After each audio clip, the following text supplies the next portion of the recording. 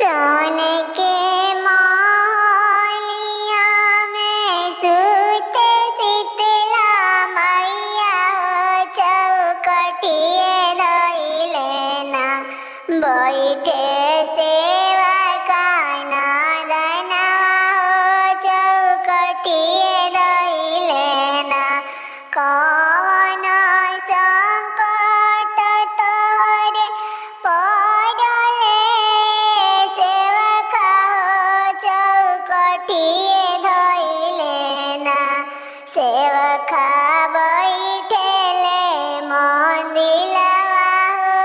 चौकटिए धइले ना सब कर मैया नैया पार लगवनी हो कि हमर नैया ना भसे बीच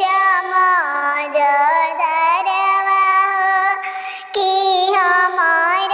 नैया ना सब कर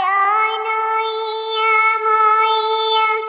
रउआ पार लगवनी हो कि हमर नैया ना मैया पार घाट लगैती हो कि हमर नैया ना जानी जाऊए सेवका अपने ही घरवा हो कि तोहर नैया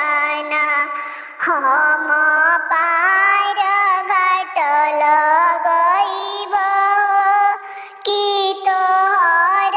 नैया ना हो तबिनु सरवा सेवका अन दान सनवा से मैया भरी हो दिहली ना